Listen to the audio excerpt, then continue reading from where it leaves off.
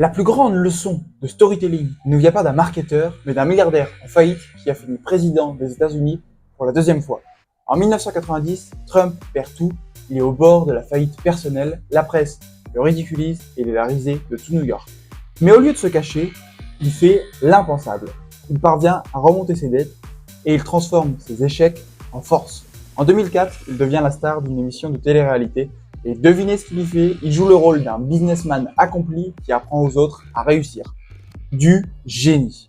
Son secret, il a compris que le public ne veut pas des gens parfaits, il veut des gens authentiques, des gens qui tombent et qui se relèvent, ce qui correspond parfaitement au rêve américain. Quand il se présente à la présidentielle, il ne cache pas son passé. Il en fait sa plus grande force. Je suis tombé comme l'Amérique et comme elle, je me suis relevé plus fort. Ça en deviendra même son slogan de campagne Make America Great Again. La leçon marketing est simple. Vos échecs ne sont pas vos faiblesses. C'est d'ailleurs votre meilleure histoire à raconter. Incarnez pleinement votre personnalité. Aujourd'hui, les marques qui cartonnent sont celles qui montrent leurs faiblesses, qui parlent de leurs galères, qui sont vraies quoi.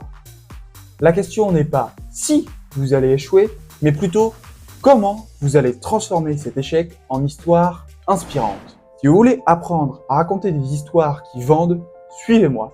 Je partage chaque semaine des conseils de copywriting et de storytelling qui cartonnent.